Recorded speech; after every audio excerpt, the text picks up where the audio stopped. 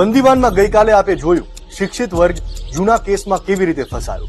આજે ચોથા એપિસોડમાં વાત એવા બે કેદીઓની જે પોતાના મિત્રોના કારણે આજીવન માટે જેલના સળિયા પાછળ છે.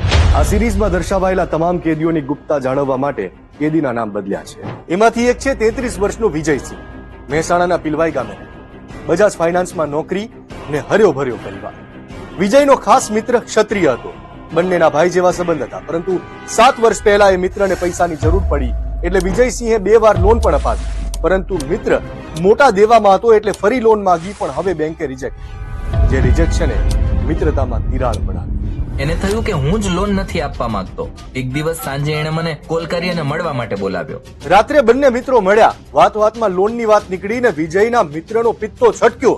હાથાપાઈ શરૂ થઈને મિત્રએ ગુસ્સામાં કમરમાંથી છરો કાઢ્યો. મને છરાથી મારવાનો પ્રયાસ કર્યો એટલે મેં સેલ્ફ ડિફેન્સમાં છરો છોડાવ્યો, જે મારાથી એના ફેફસામાં ઘૂસી ગયો. લોહીની ધાર છૂટીને ત્યાં જ મારા મિત્રનો જીવ જતો રહ્યો. ક્ષણમાં થયેલી ભૂલ બાદ તરત જ વિજયસિંહે ખુદ પોલીસને આ બનાવ અંગે જાણ કરી. કોર્ટમાં કબૂલાત કરી કે તેનાથી મર્ડર થયું છે ને એક ક્ષણના ઉશ્કેરાટમાં 2 પરિવારે દીકરા ખોયા. એકનો જીવ ગયો ને એકને જન્મથી આખો વિડિયો જોવા માટે ડાઉનલોડ કરો દિવ્ય ભાસ્કર એપ.